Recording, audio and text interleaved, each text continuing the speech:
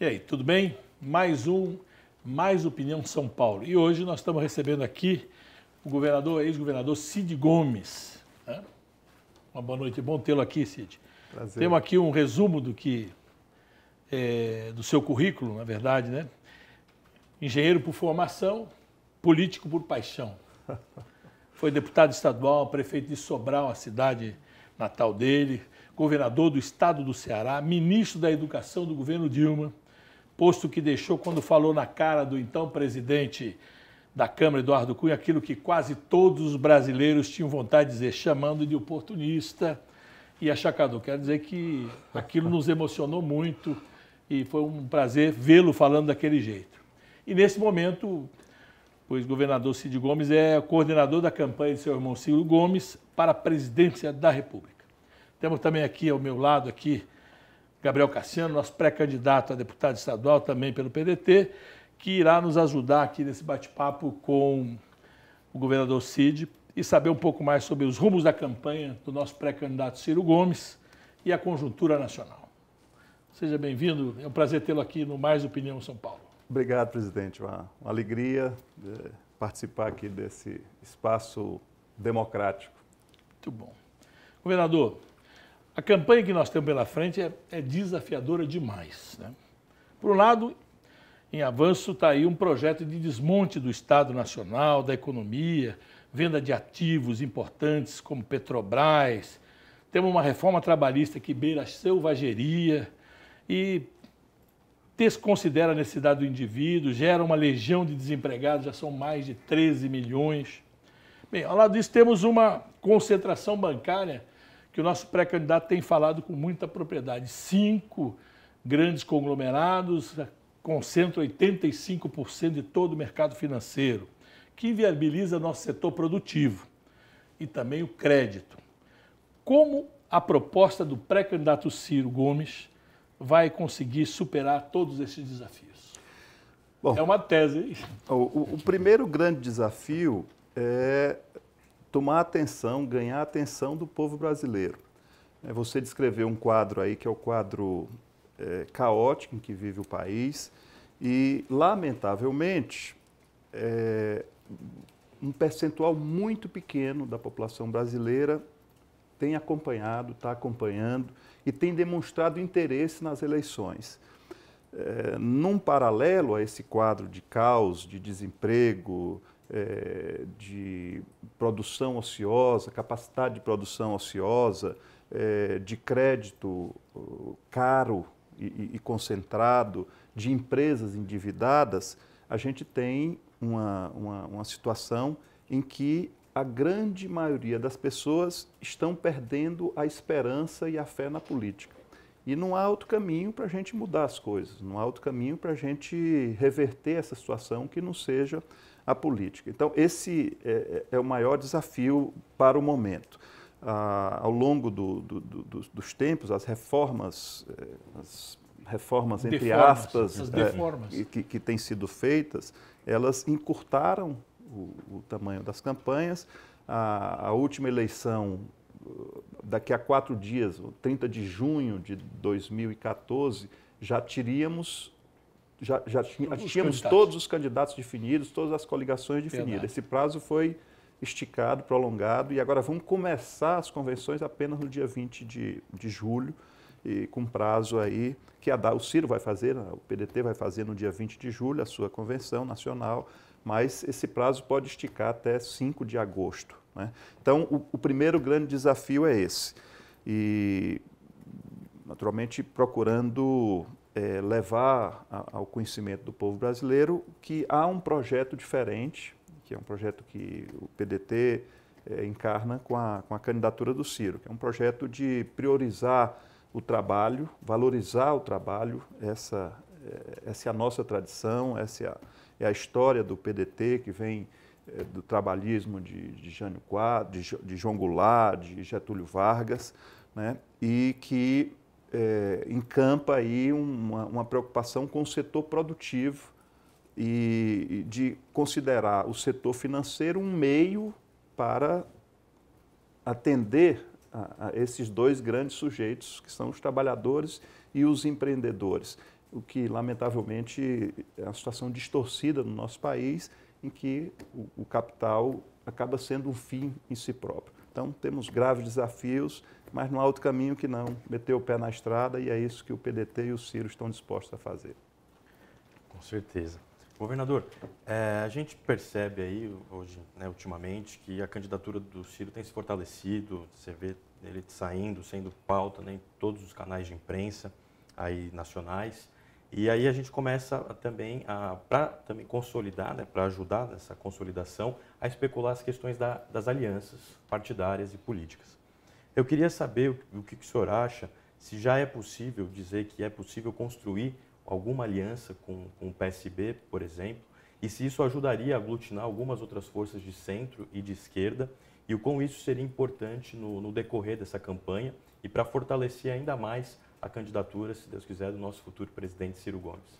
Bom, o PDT tem assim uma estratégia muito bem delineada. Nós achamos importante ocupar ao máximo o campo progressista do país e aí buscando naturalmente aqueles partidos que não têm candidatura própria, que é o caso do PSB. Há uma conversa já formal do presidente do PDT, presidente Lupe, com o presidente do PSB, e a partir desse início de conversa, nós temos hoje, em praticamente todos os estados, diálogo entre o PDT e o PSB.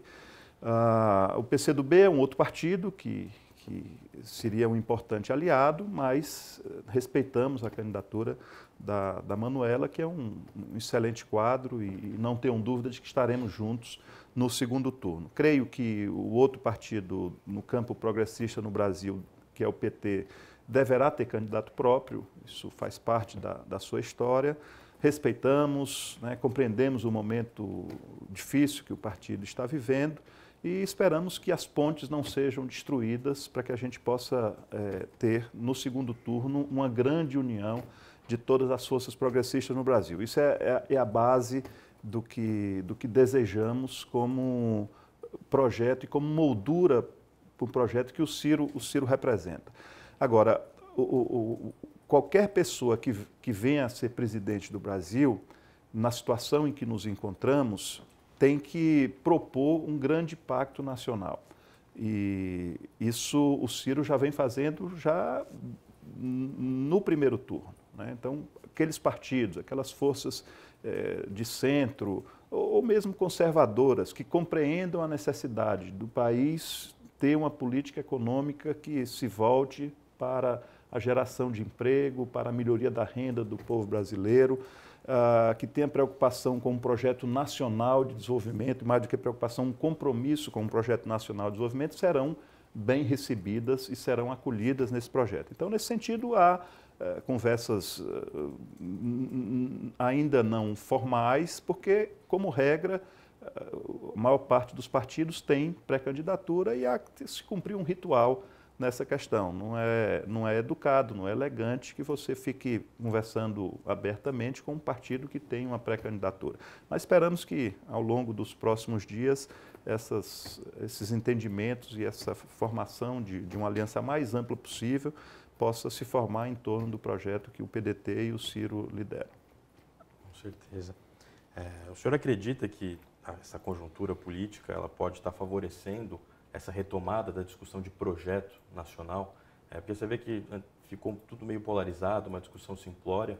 Eu acho que o Ciro vem justamente racionalizando a discussão e colocando em pauta alguns debates referentes ao projeto, o que a gente quer, o que a gente pensa para o futuro, o que a gente pensa para a nossa indústria, para a geração de emprego, como a gente coloca o Brasil nessa questão em relação ao mundo, política de comércio exterior. Então, o senhor acredita que essa conjuntura tem sido favorável para começar a se encampar uma discussão de projeto de país? Bom, eu acho que exauriu-se no Brasil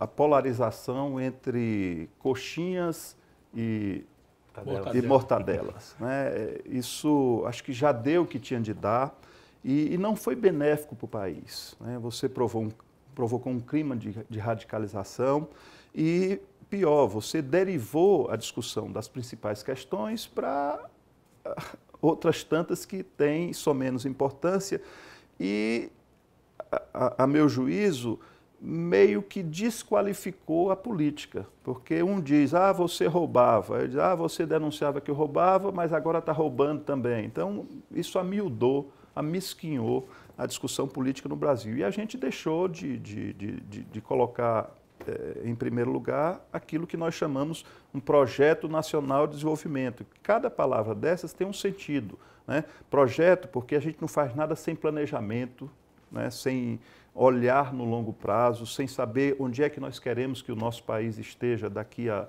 2 décadas, 3 décadas. Nacional, porque tem que levar em conta, sem xenofobismo, né? Tem que levar em conta o talento, as riquezas e a força do trabalhador e a força potencial que o país tem, sem que a gente fique na eterna dependência tecnológica e rendido a isso, né?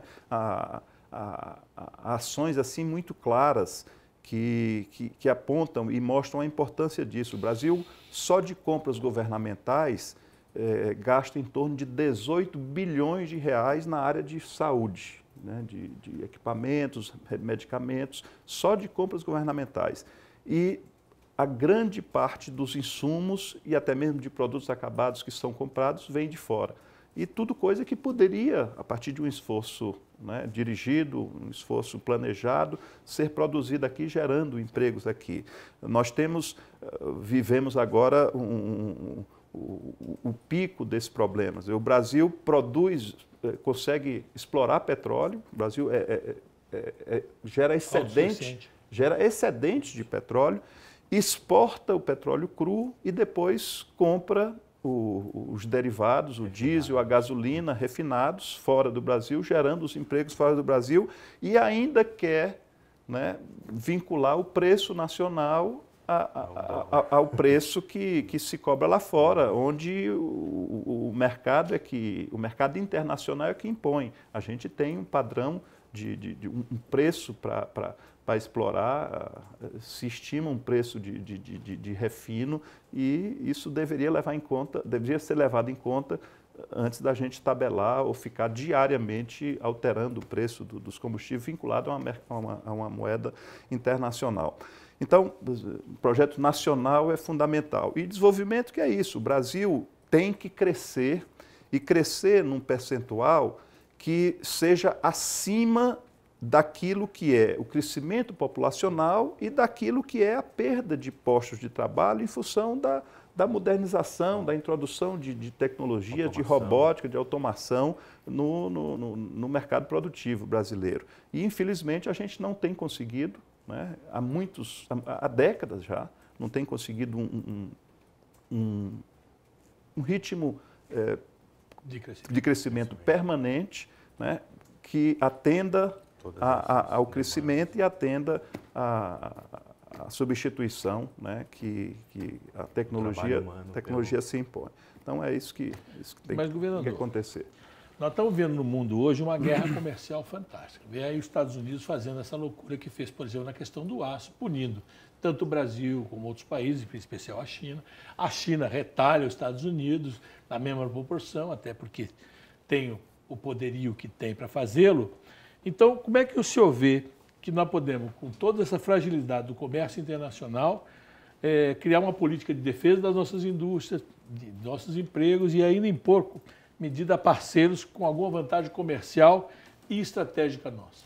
Bom, eu falei de 2 exemplos aqui que são o mercado consumidor é nosso, né?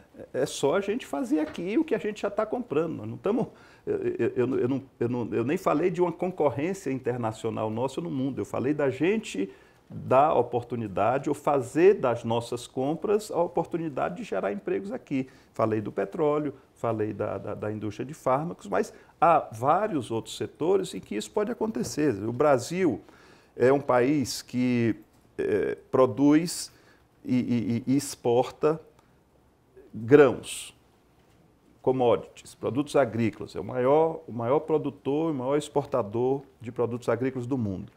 Quando a gente vai ver a cadeia dos insumos que são necessários a essa produção e que o mercado é nosso, nós não estamos aqui disputando o mercado com os Estados Unidos ou querendo colocar mercadoria nos Estados Unidos, nós estamos falando do nosso mercado de insumos para uma atividade que gera excedentes e que tem demanda, né? Tem demanda, que acolá cai um pouco e tal, mas o crescimento populacional do mundo nos colocará sempre nessa posição estratégica de ser estratégico para a produção agrícola.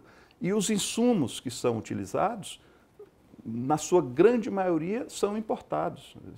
Fósforo, o fosfato, o NPK, os fertilizantes, tudo isso é importado. E a gente tem matéria-prima aqui e a gente tem o mercado aqui. Então, o que eu estou falando é da gente concentrar nessas oportunidades que o Brasil, pela sua população, já tem um mercado e já é consumidor. Nós não vamos entrar nessa briga de China com os Estados Unidos. Agora, no outro campo, o que a gente deve fazer é retomar uma relação de parceria,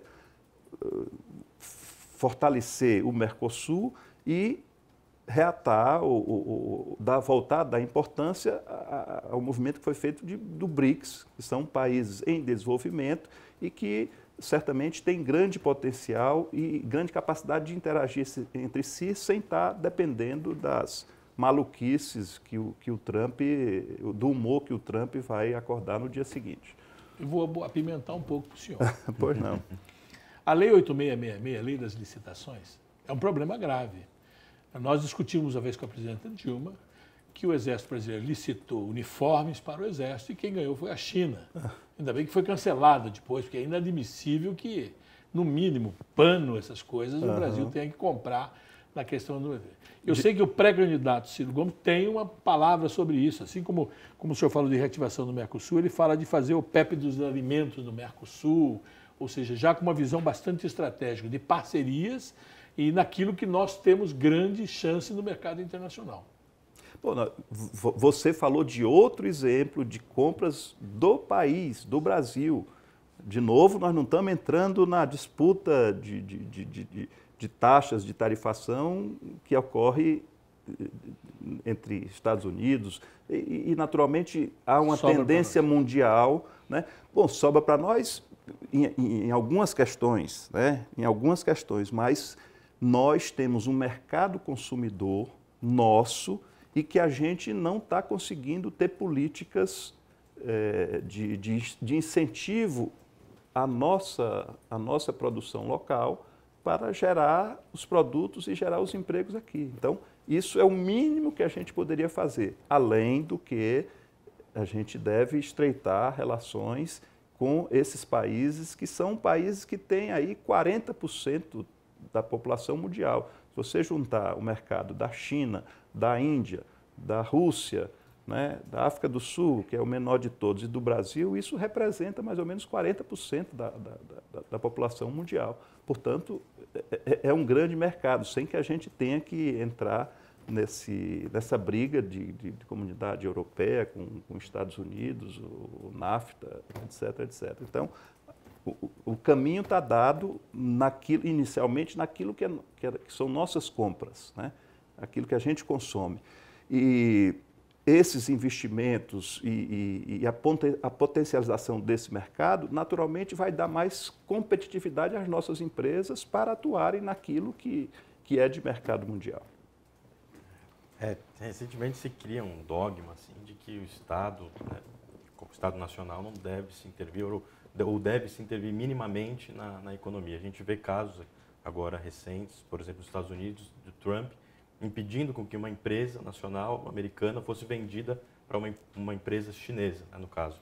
Outro caso também na França, o Macron proibindo, né, uma relação lá da Bombardier também de ser vendida para um estaleiro italiano, etc. Então você vê casos que são comuns no mundo inteiro de defesa, principalmente na questão da globalização, de defender os empregos em território nacional com esse mundo mudando. Emprego, tecnologia. Né? Exatamente. O mundo está muito dinâmico, né? As coisas estão acontecendo e os estados estão tentando se readaptar. Agora, uma coisa interessante, acho que depois o presidente pode até perguntar da questão da reforma trabalhista, mas, por exemplo, o Ciro já colocou aqui que ele retomará os poços de petróleo vendidos para outras estatais, né, estrangeiras ou multinacionais também estrangeiras, com as devidas indenizações. Parece que a imprensa esquece desse pequeno detalhe, né, na questão. Como que o senhor enxerga isso? Bom, especificamente, nós estamos tratando de um setor estratégico, que é a produção de petróleo. País nenhum do mundo, por mais liberal que seja, abre mão de uma atuação estratégica nesse setor, que é um setor vital do mundo moderno. E aí você fica vendo paradoxos, né, acontecendo, uma estatal norueguesa comprando aqui a preço de banana por conta de uma eventual dificuldade, uma momentânea dificuldade de investimentos da nossa estatal Petrobras, comprando uma riqueza, né, que a preço de banana, né? Então, o Ciro tem colocado isso claramente, e inclusive teve na Europa, recentemente, ele teve na Suécia, e na Suécia falando a empresários, tinha empresários suecos e de outros países europeus, e eles, no fundo, concordam com o que o Ciro está dizendo. Nós não permitimos que aqui o nosso potencial de exploração petrolífera seja entregue para outros, né? Isso não significa, o que muitos querem passar, que o Ciro não vai respeitar contratos, que o Ciro é contra a iniciativa privada. Não tem nada disso, nenhum preconceito, cada qual no seu cada qual, né? O papel de planejamento do poder público é um papel fundamental que deve ser exercido na sua plenitude, mas a gente sabe que na produção a iniciativa privada é muito mais eficiente, é muito mais competente. O que o Estado tem que fazer é disciplinar, normatizar, para que não se permita uma exploração, né, do capital sobre o trabalho, né, que é o que boa parte dos itens dessa reforma trabalhista quis fazer. Chegou um momento de crise, de emprego, e muitos querendo burlar a legislação, explorar ainda mais o trabalhador, se aproveita, em nome de uma reforma trabalhista, começa a querer voltar ao tempo de escravidão a relação do capital com o trabalho. E esses pontos, o Ciro tem dito muito claramente que todos eles serão revogados no eventual governo dele. Isso não quer dizer que não tenha um outro ponto positivo, né? Eu vejo, por exemplo, que ao longo dos anos no Brasil, montou-se pequenas máfias trabalhistas, quer dizer, na área jurídica, de questionamentos na Justiça do Trabalho, questionamentos infundados, exagerados, né? E a introdução de um dispositivo de que quem entra com a ação paga as custas, né, já fez com que a gente tivesse uma redução em grande percentual das ações trabalhistas. Então, há coisas, outras positivas, mas tudo aquilo que tem por objetivo precarizar as relações de trabalho serão revogadas por um governo que tem à frente o Ciro. Nessa mesma toada que ele fala sobre a questão da reforma, revogação, alteração, ele também fala de uma política de recuperação do salário mínimo, que tem a ideia da necessidade de poder de compra do povo, na medida que fala de fortalecer o mercado interno, de você fazer compras governamentais, fortalecer, você precisa ter também uma política de recuperação do salário mínimo. Como é que está sendo visto no programa de governo dele? Bom, a base do capitalismo é o consumo, né? E é isso que, infelizmente, muitos dos que estão aí na direção, à frente de movimentos da iniciativa privada, não conseguem perceber, né? Então, não haverá aumento da produção se não houver aumento da renda, se não houver geração de oportunidades de trabalho, se não houver mais pessoas empregadas. E isso cria um círculo virtuoso. Isso é claro como a luz do dia. Infelizmente, há aqueles que acham que o caminho é um caminho ainda de impor mais sacrifícios à classe trabalhadora, reduzir salário, reduzir renda das pessoas. Então, isso é fatal Mal para comparando, um Brasil com desenvolvimento, que é o que nós desejamos. Mal comparando, querem até revogar a Lei Áurea, né? Porque do jeito que pensam, pois é, chegam até é isso aí, são é isso aí. descendentes Infelizmente há um setor assim na elite brasileira que acha que tempos bons eram os tempos anteriores à Princesa Isabel. Tá vendo? É complicado, né? Muito complicado. Mas vamos lá. Abordar uma questão aqui agora que eu acho que é uma grande grife aí que a gente, né, que o senhor governador, o Ciro carregam lá, principalmente no estado do Ceará, é a questão da educação. Os resultados que saem em todas as pesquisas são excelentes na questão do IDEB, o senhor pode falar melhor sobre isso. Eu queria perguntar assim, como que isso foi constituído lá, todo esse programa, como isso foi implementado, né, a partir de Sobral, depois para outras cidades no estado inteiro, como isso pode ser disseminado pelo Brasil, se esse é o modelo ideal para ser exportado para todos os outros estados, e o senhor acha que fundamentalmente, esse sucesso da educação pode ser uma ferramenta de atrair essas pessoas que estão desiludidas, né, a votar no Ciro, porque essas pessoas estão desiludidas com todo esse descrédito, toda essa esculhambação aí generalizada. Você acha que isso poderia trazer uma esperança e falar, olha, tem um caso de sucesso, o pessoal trabalha, o pessoal é comprometido fundamentalmente com a educação? Você acha que tem uma ligação? Bom, eu penso que há quase que uma unanimidade, né, entre os brasileiros de que o caminho definitivo para a libertação das pessoas é o caminho da educação. E da educação pública, que é aquela que está disponível para a grande maioria dos brasileiros. Então, nós temos que ter educação pública de qualidade.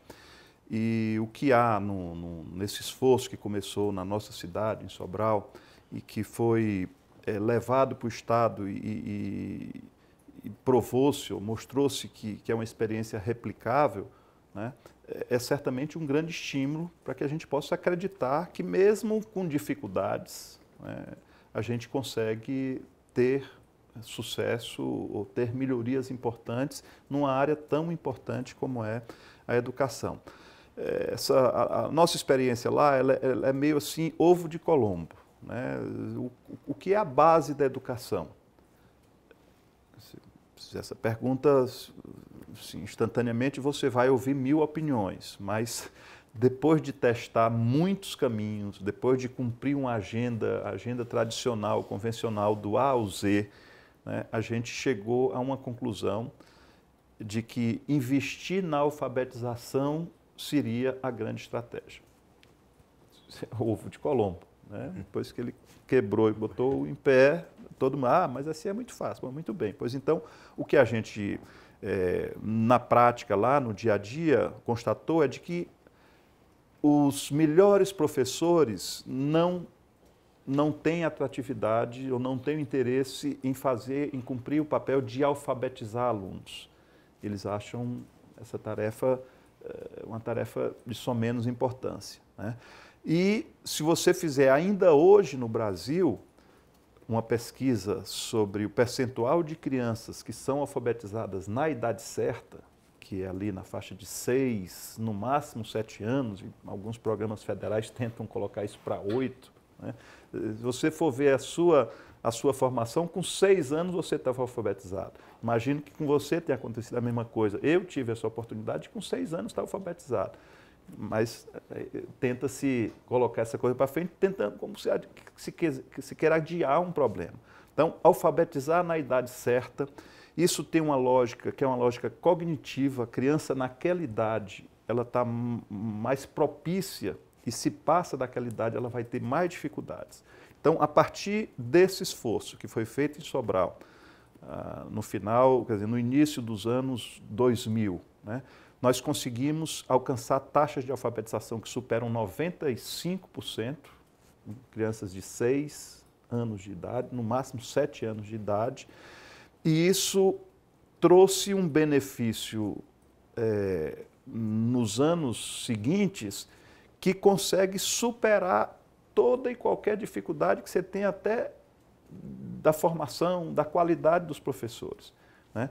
E você cria um momento assim de cumplicidade entre a comunidade escolar e os alunos, né?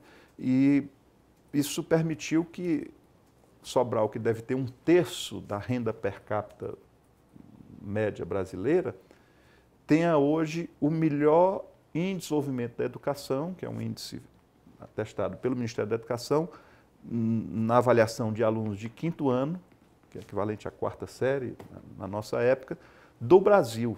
Não tem nenhuma cidade no Brasil que tenha um IDEB de 5 anos melhor do que a cidade de Sobral. É a melhor. E no 9º ano é a 2ª melhor do Brasil. A primeira é uma cidade de 3 mil habitantes no Rio Grande do Sul.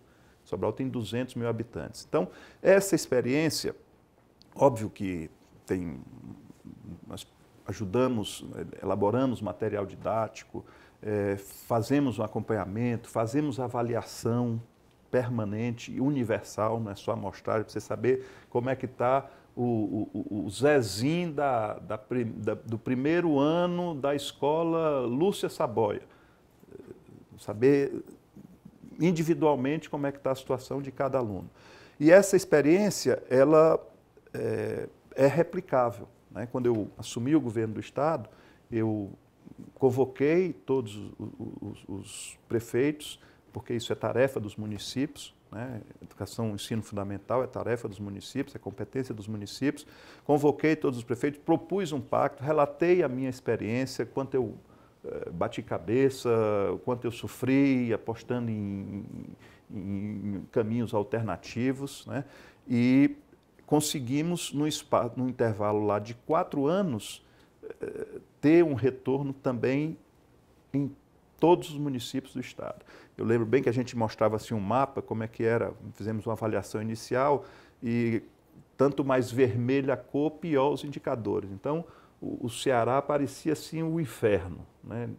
Vermelho, uma coisa laranja, um ou outro amarelo e ao longo do tempo, esse vermelho, o vermelho se transformou em amarelo, o amarelo se transformou em verde, né? E lá para a gente essa coisa do verde tem uma simbologia muito forte que está associada à chuva, que é um período muito curto do ano que a vegetação fica verde.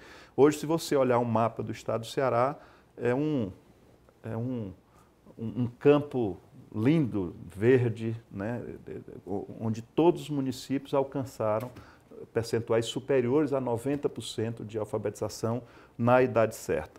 E o reflexo disso nos anos seguintes é imediato, E consegue superar todas as dificuldades que você possa ter.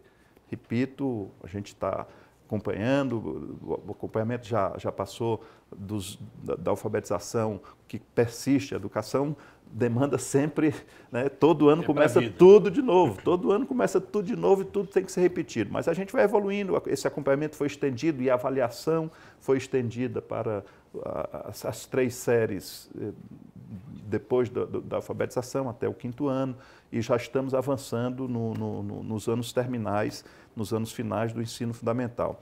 E recentemente, o ano passado, o Ministério da Educação publicou uma relação das 100 melhores escolas do Brasil na avaliação de 5º ano, né? O Ceará tem 77 dessas 100 escolas. Então, isso é uma demonstração cabal de que a experiência lá é uma experiência que é exitosa. Grande parte da minha frustração de não ter ficado no Ministério, né, embora jamais me sujeitasse e não podia ter agido diferente do que agi, naquilo que você fez referência no início, é porque não consegui dar sequência a esse esforço no país. Mas tenho certeza que, muito brevemente, esse sucesso que foi alcançado na educação pública nos anos iniciais, na alfabetização e nos anos iniciais, é uma experiência que deverá ser levada a todos os brasileiros. Mas na leitura que nós fizemos sobre como é que foi esse fenômeno de transformar das 100 melhores as 77 que estão no Ceará, há também a participação do governo do Estado que incentiva os municípios porque tem um valor mínimo para ser colocado, se colocar mais um, o Estado põe mais um. Se colocar mais um, o Estado põe mais um. Nós fizemos uma série de... não posso atribuir uma só. O programa ele é amplo, mas ele foca, se você dissesse, quais são os eixos centrais? Foco na alfabetização. Não, como é que faz isso? Eu posso detalhar aqui rapidamente, para não ser enfadonho num tema só. Mas eu já tinha apontado o problema. Os melhores professores originariamente não tinham interesse em ser alfabetizadores. Nós colocamos uma gratificação para professor alfabetizador.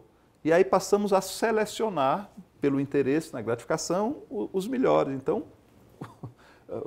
pelo estímulo salarial, os melhores professores foram para a alfabetização.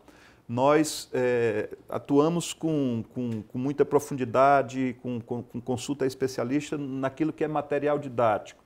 E como essas coisas sempre geram polêmicas, né, a gente depois abriu para um edital público que se apresentassem materiais didáticos, a Secretaria de Educação chancelava, isso já no Estado, né?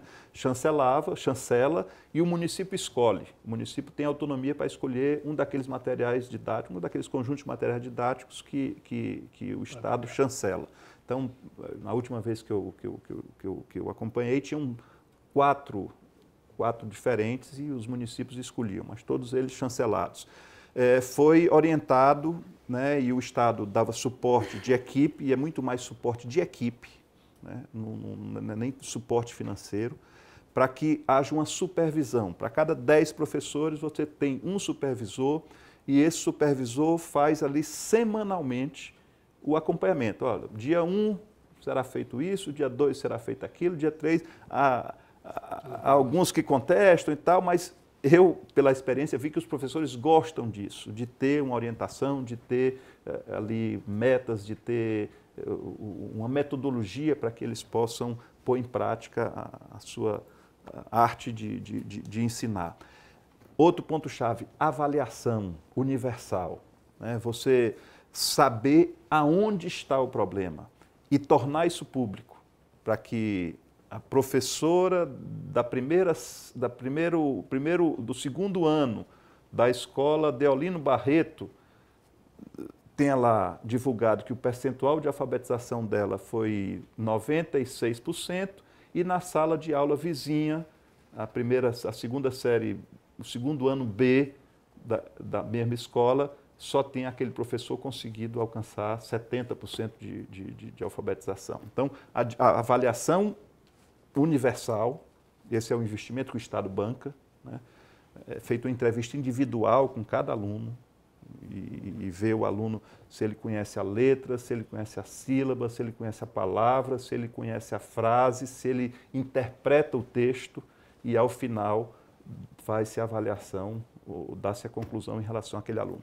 Todos, para a gente saber onde está exatamente o problema, para que aquilo ali mereça uma atenção especial e a gente não perca nenhum, né, e saiba como é que está a situação de cada um. E tudo isso é possível, porque no final das contas, a relação é essa, é um professor para 35 alunos, 30 alunos, dependendo, né? Então, um ano, 220 dias, que é outra coisa que a gente também tem como uma religião, né? Não se perde um dia de aula. Tudo era motivo no passado, tinha uma enchente, aí pessoas desabrigadas, então suspende as aulas na escola e leva as pessoas para aquela escola. Olha, vamos cuidar, vamos arranjar outro local para abrigar as pessoas. A escola é sagrada, tem que ter aula, né? Então, vai se criando uma cultura e isso contamina a comunidade escolar. E aí se premia, né? Se premia muitas vezes só com reconhecimento público. E fizemos lá algumas coisas assim que são simbólicas. As 150 melhores escolas no Estado recebiam um prêmio para ser investido na escola, por decisão da comunidade escolar. Esse prêmio era pago parte no momento no anúncio da premiação, e a outra parte era pago na condição de cada uma das 150 melhores apadrinhar uma das 150 piores. Aí você via situações assim engraçadas, uma escola de Frecheirinha, que é uma cidade de 5 mil habitantes, apadrinhando, porque tinha tido um bom desempenho, apadrinhando uma escola da capital de Fortaleza, que tem 2,5 milhões de habitantes. E a da capital aprendendo com a do interior como é que eles conseguiram chegar àquele desempenho. Tudo isso é mais simbólico. A chave é avaliação, né? E a chave é foco na alfabetização. Essas duas coisas tem a capacidade de melhorar a qualidade da educação pública no nosso país. Muito bem. Vocês podem ver que não é à toa que são das 100 melhores escolas, 77 estão no Ceará. Mas olha, eu sempre pensei que a educação resolvesse todos os problemas. E, infelizmente, nós temos visto que a segurança pública, né, índice de violência urbana estão crescendo de forma dramática no país, né? Dando ponto até da população, de repente, começar até a crer nesses discursos chamados bem rasos, né? Vamos armar a população, bandido bom é bandido morto, essas coisas todas. Pré-candidatos aí. Então, eu sei que o programa de governo do pré-candidato Ciro Gomes está pensando também nisso e está estudando muito essa questão. Por que ocorre esse tipo de coisa? Mesmo tendo avançado na questão da educação, essa problemática da violência, da juventude se perdendo, para que a gente possa complementar essa situação. O que tem sido pensado nessa questão para acoplar não só a questão tanto da alfabetização, que vai gerando toda a sequência, mas também na sequência para não perdê-lo, o jovem para o tráfico, essas coisas todas?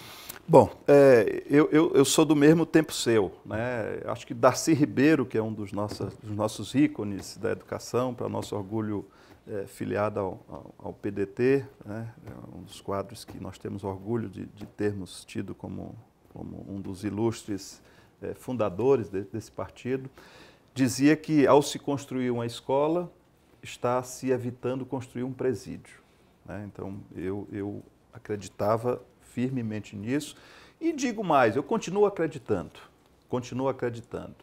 Nós temos hoje no Brasil um fenômeno muito mais complexo,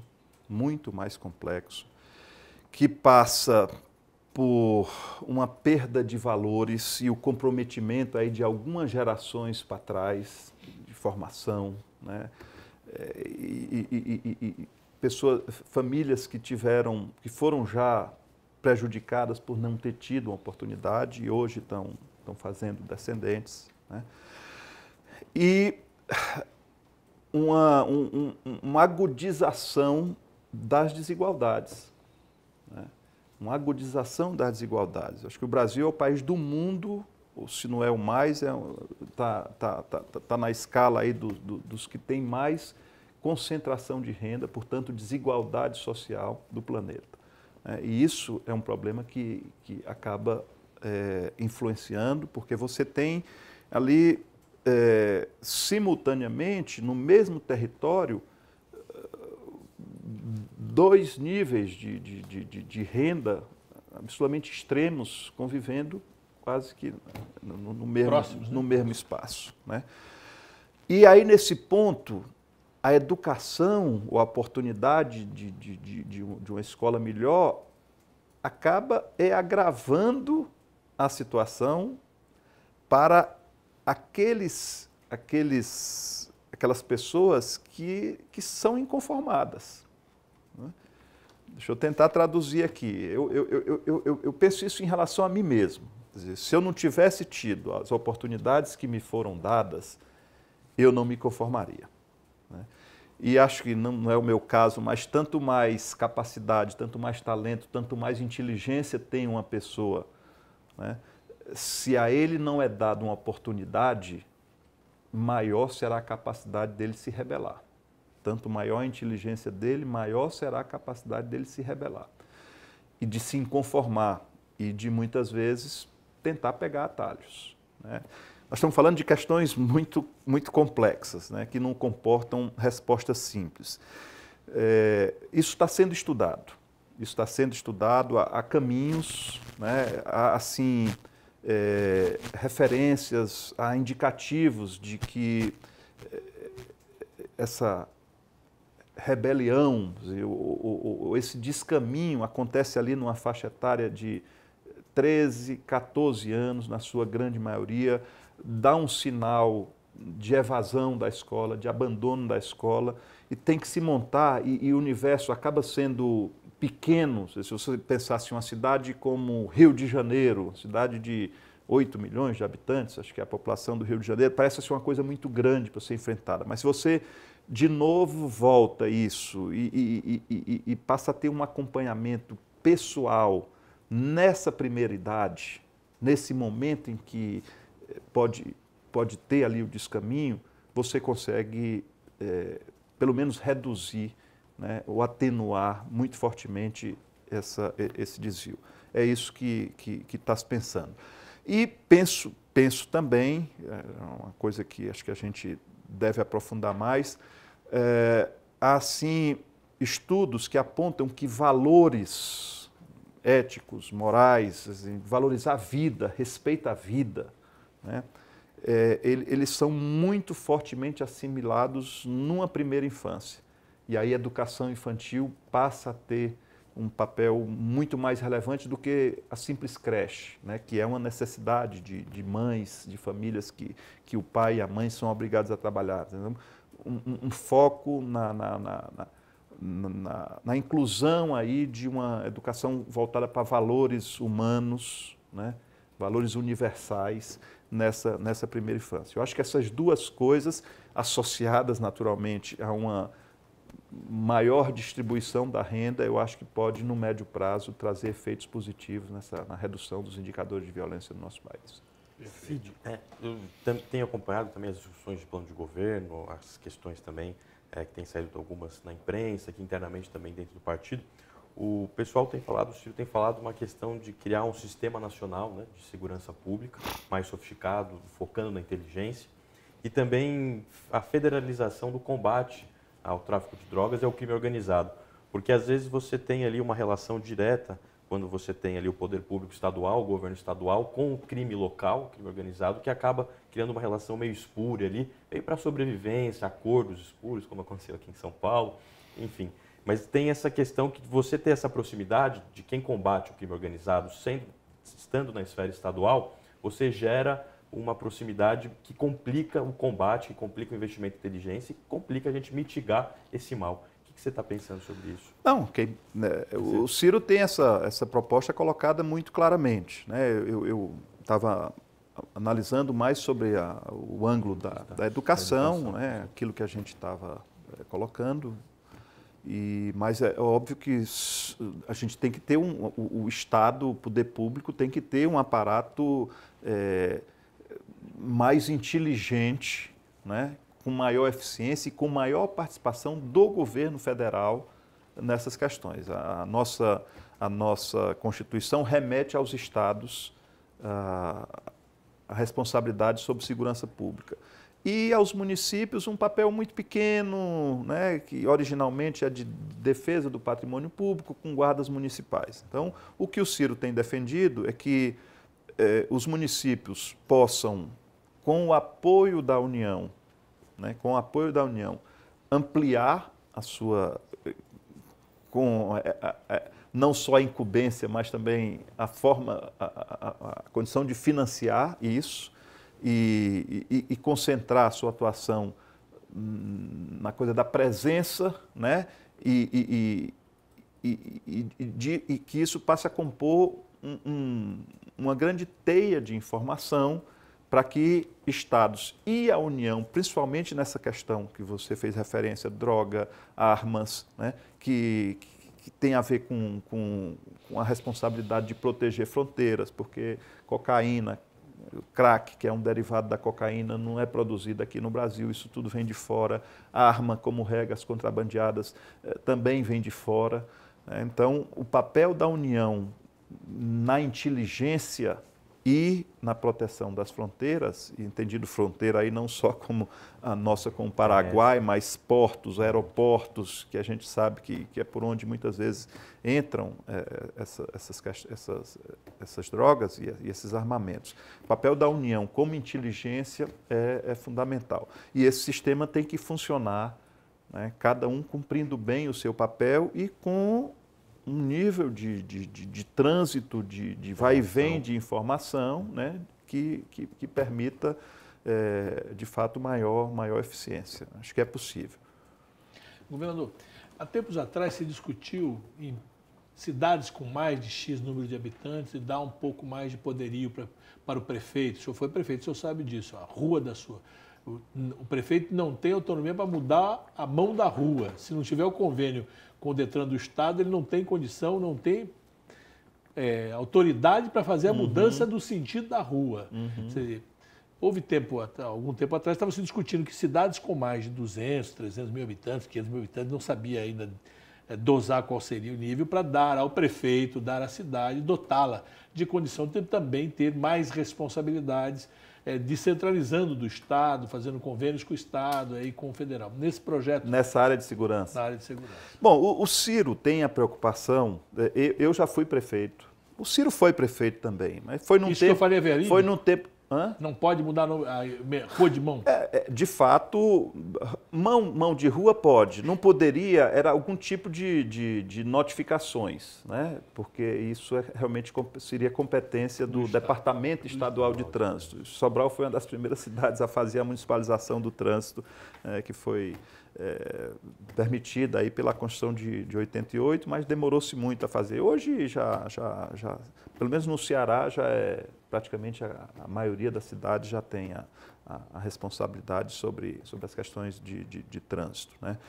Mas na questão específica de guardas municipais, o Ciro, por exemplo, tem uma preocupação de que isso não seja compreendido como se criar mais uma responsabilidade para os municípios sem que haja o financiamento para isso, né? E o Brasil, essa tem sido a tônica nos últimos anos. Se transfere responsabilidades, mas o dinheiro continua concentrado, né, na União, em detrimento de estados e municípios. Mas eu, pessoalmente, acho que a demanda da população é tão forte nessa área de segurança que, se eu tivesse a responsabilidade de governar o município hoje, eu gostaria de ter a possibilidade de atuar mais na segurança, mesmo com custos locais. Imagine se a gente tiver uma parceria de fato e uma maior descentralização dos recursos, permitindo que os municípios possam ter uma maior atuação nessa área de segurança. Eu sou defensor, é uma opinião minha. O Ciro Gomes tem colocado que o governo Fernando Henrique aumentou de 26% ou 27% do PIB, que era o imposto, para 36%, mas concentrando todo esse dinheiro, tudo com contribuições. E isso fez com que o Estado federal tivesse muitos recursos, né? E aí para superávit primário, para pagar dívida, aquelas coisas todas, do rentismo que tanto assola e suga o Brasil, que essa redefinição do pacto federativo, dos tributos, da questão fiscal e tributária, poderia acabar com essas contribuições que, quando é contribuição, não vai para o município, não vai para o Estado, fica só para o governo federal. Então, isso também poderia automaticamente fazer uma redistribuição de recursos para estados e municípios. Uma repactuação, perdoe a redundância, do pacto federativo é fundamental, né? E você foi na questão chave, para o telespectador aqui entender um pouco melhor, o imposto de renda, o imposto sobre produção industrial, o ICMS, esses dois primeiros federais, o ICMS que é estadual, quando assim, começa por imposto, a nossa Constituição diz que ele deve ser compartilhado com estados e municípios. Então, por exemplo, do ITBI, desculpe, do imposto rural, ITR federal, metade fica com a União, metade vai para os municípios. Acho que isso até mudou mais recentemente, acho que é metade para os estados e metade para o município. Do imposto de renda, 21% vai para os estados e 23% vai para os municípios, né? Então, quando é imposto, a nossa Constituição diz que deve ser repartido com os estados e com os municípios. Quando é contribuição, foi a mão leve aí, né? Pegou mais do contribuinte, é a mão invisível do Estado. E não compartilhou, né? COFINS, contribuição sobre o lucro líquido das empresas e etc, etc, CPMF, etc. né? Contribuição sobre financeira. Isso. embora essa aí depois tenham feito específico um compartilhamento, e por isso é que o primeiro imposto, quando a União está falando em fazer alguma desoneração, o primeiro que ela faz é esse aí, porque parte dele já é compartilhado com estados e municípios. Então, um pacto federativo, uma repactuação federativa é fundamental, e acho que num governo liderado pelo Ciro, será o primeiro grande movimento que ele fará. Antes mesmo de propor alguma questão ao Congresso Nacional, ele deverá conversar com governadores de estado e com prefeitos municipais para que a gente possa repactuar aí as responsabilidades e a repartição dos recursos e já propor ao Congresso algo que seja entendido, pactuado entre as três esferas do Poder Executivo. A imprensa até colocou que ele estaria no primeiro ano devolvendo aquilo que os consumidores estivessem pagando de impostos. Nós temos, a questão da implementação do IVA. Não, nós temos... Não é isso não. Isso é uma coisa que está em estudo ainda, é uma coisa que está em estudo, portanto, não se pode dizer... Nós só queremos assumir compromisso quando a gente tiver efetivamente avaliado o que é que a União vai abrir mão, e de que forma ela tentará compensar essa perda de receita. O problema do sistema tributário brasileiro é que, além dele ser mal distribuído entre Estado, ou entre município, estados e o governo federal, ele também é injustamente cobrado dos pobres, da classe média, em detrimento dos ricos. Cobra-se muito de pobre, cobra-se muito de quem recebe salário com o imposto de renda retido na fonte, e lucros e dividendos, por exemplo, não é tributado no Brasil. Então, o que o Ciro deseja é promover mais equidade nisso. Então, talvez o caminho mais fácil para você desonerar frações da população seria a simples devolução do que ela recolheu.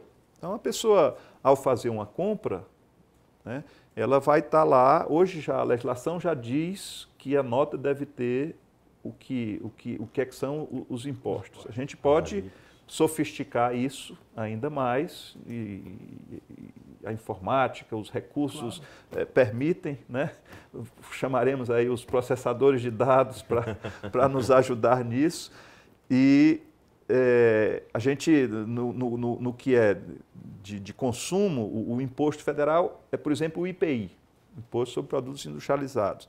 Então, pense bem, é razoável que uma pessoa que tem aí uma renda de meio salário mínimo, infelizmente, temos muita gente que vive com isso, ou até menos do que isso, em algumas regiões mais agudas de pobreza do país, ainda esteja pagando imposto. Sinceramente, é razoável isso? Então, no mínimo, essa pessoa devia ter a mais atenção do Estado, no mínimo o que ele pagou poder ser devolvido. Agora, repito, para que isso possa se colocar como uma proposta, a gente tem uma lógica interessante.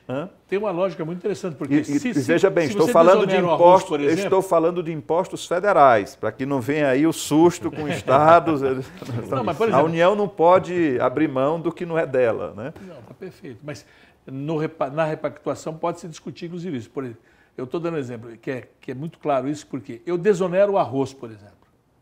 Mas eu compro 1 quilo de arroz e o pobre compra o mesmo quilo de arroz. Então, obviamente, que eu fui privilegiado. Claro, você está tributando igualmente os dois. Só que na renda do pobre, 110% da renda dele, porque ele ainda fica devendo na bodega, é para consumo. É para consumo. Então, o nosso sistema é muito injusto. Essa estratégia de devolver a partir do documento fiscal, da nota fiscal, isso ajuda também a combater a sonegação, claro. Porque nós temos uma estatística aí que todo mundo fala. Eu não sei que é como 1 para 3, eu não sei como é que se consegue fazer essa estatística, né? Mas, enfim, o nível de sonegação é considerável. É considerável. Se tem candidato aí que diz, eu sonego mesmo, eu não pago mesmo, calcule se ele que é candidato a presidente diz isso, calcule o Zé Mané da esquina. E a pessoa que vai estar lá, né, pagando imposto, vai falar, não, eu quero pagar imposto porque vai ser ressarcido, então já vai gerar. Eu quero a nota, eu quero a notinha, porque que tem estados que fazem. Eu quero provar o que eu paguei. E nisso aí fica o ICMS, que aí já fica para o Estado, então aumenta a arrecadação do Estado. Tudo isso são, quando eu falo a gente vai estudar, isso aí são benefícios indiretos, mas o que o Ciro deseja é que a gente quantifique, né, o que é que se vai perder de receita e de que forma isso será compensado com a tributação, por exemplo, de lucros e dividendos, que é uma coisa que ele já tem dito claramente, com a reformulação da tabela de imposto de renda, né? Você estender o limite de isenção, ampliar a faixa do percentual de 10, ampliar a faixa do percentual de 15 e fazer uma lá, ampliar de 25 e fazer uma de 35. Que tem países do mundo que cobram 42 nas faixas lá em cima. Né? Eu vi hoje uns salários aí, tem gente que recebe 630 mil reais de salário por mês. Né? Eu estou falando a menor que eu vi lá no hall. Teve uma que, salvo engano, 3 milhões e 400 mil reais por mês. Por mês. É por isso que tem um candidato aí que diz que não precisa do dinheiro do partido para ser candidato, né? Já foi presidente de banco, aquelas coisas todas. Governador, estamos chegando ao final. Opa. Olha, vamos sintetizar tudo isso aqui. Eu gosto disso porque o senhor tem essa capacidade de síntese muito interessante. Quais os objetivos imediatos do governo Ciro Gomes? Promover um país mais justo, para ficar numa frase só, para fazer jus à sua referência. Pelo contrário, eu acho que eu me prolongo demais nas respostas. É a ansiedade de querer mostrar a importância. E precisava. Mas é isso, o Brasil precisa ser um país mais justo, né? Um país menos desigual. Eu acho que essa frase resumirá, se Deus quiser, um futuro governo que tem à frente o Ciro. E tem muita gente boa trabalhando nisso aí, né? Então, o professor Mangabeira Unga, Mauro Benevides, que acho que foi, né, seu secretário da Fazenda quando o senhor era governador, o professor Nelson Marconi, foi meu professor aqui de macroeconomia na FGV e na PUC. Então, tem muita gente boa aí trabalhando nessa E estamos abertos a receber mais contribuições, né? Acho que nos próximos dias a gente deve, aproveitando aí as redes sociais, abrir canais. Não necessariamente a pessoa precisa se comprometer em votar no Ciro para dar uma sugestão para um plano de governo dele. É importante que a gente tenha o maior número de participação possível. E, enfim, eu sempre aprendi na vida que a gente recebe muitas contribuições assim, importantes e, às vezes, de onde se menos espera. Eu cito sempre, não sei se ainda estamos com tempo aí, mas cito sempre um caso prático lá, objetivo, da minha experiência administrativa. Eu era prefeito e já estava construindo uma barragem vertedora para criar um espelho. Os rios lá no Ceará são intermitentes, eles só correm 3 meses, 4 meses no ano. Então, um período corria bem e no outro período ficava completamente seco. Então, para ter um lago permanente na cidade, uma barragem. E com comportas para que você pudesse abrir. E eu gosto sempre de acompanhar as coisas, eu sou engenheiro, gosto de estar presente, e uma pessoa que até hoje eu não sei quem é, né? Eu gostaria de reencontrá-lo um dia para agradecer, me disse, prefeito, por que você não faz uma ponte em cima? Aí eu pedi para os calculistas lá verem se a fundação comportava e fiz uma ponte. Sobre o rio. A ponte saiu por 1/4 do preço, do valor que se fosse só para fazer uma ponte. Sabedoria popular. É isso. Tem uma história, governador. A NASA conta essa história, que quando no primeiro projeto Apolo para ir à Lua, eles tinham que levar uma antena. E não cabia, porque lá é tudo minúsculo. Diz que a moça do café abre uma sombrinha e diz aqui antena. E aquilo virou antena. Virou antena. E a sombrinha que... Retrátil. Retrai. Retrátil, né? Não é isso? Então, a sabedoria popular, ou seja, todas as ideias são bem-vindas e assim que abrirem os canais, nós vamos divulgar quais são os canais para que aqueles que nos acompanhem possam também dar suas sugestões para o programa de governo, para a implementação de coisas que a gente acredita que precisam ser introduzidas no Brasil. O canal já tem, não sei se já está, quer dizer, não tem ainda talvez o espaço próprio que deverá ser feito, mas portal www.portalcirogomes.com.br. portalcirogomes.com.br. Lá vai. Vou botar um GCzinho depois disso aí, porque eu acho importante aparecer aí para que a gente possa divulgar isso aqui. Governador, muito obrigado pelo prestígio da sua presença no Mais Opinião São Paulo. Espero que o senhor tenha gostado de estar conosco e fique à vontade para dar suas considerações finais. Bom, eu quero agradecer a você, cumprimentá-lo, parabenizá-lo, né? Você tem tido aqui uma responsabilidade e um papel que vai para muito além das responsabilidades que já são enormes na área sindical e, portanto, quero agradecer a oportunidade que você me dá. Agradecer aqui ao Gabriel, que em perguntas inteligentes ajuda que o entrevistado possa ficar um pouco melhor. Então, com certeza. Gabriel, suas considerações aí, Gabriel. Agradecer também, né, presidente Neto, pela oportunidade, pela mais uma entrevista aqui do nosso programa aqui em São Paulo, e ao Cid, que está desempenhando um papel fundamental nessa campanha. Espero que a gente consiga dar pujança nisso, né, colocar esse espírito de mudança na juventude, que a juventude já está colocando o Ciro nos braços e tendo ele como seu candidato, para a gente poder efetivamente mudar esse país. E aí, conte com a gente. Sim. Boa sorte na sua luta, Gabriel. Muito Boa sorte obrigado. na sua luta. Professor, mais sucesso nosso querido presidente Neto. Governador. A classe operária também espera muito do governo Ciro. A nossa esperança da transformação e da mudança. E você que vai assistir isso aqui, repique para todo mundo, aproveite para que a gente possa conhecer cada vez mais o pensamento do Projeto Nacional Desenvolvimentista de Ciro Gomes. E conhecer também a experiência da educação que o Estado do Ceará tem, comandado por esses companheiros da família Ferreira Gomes. Muito obrigado.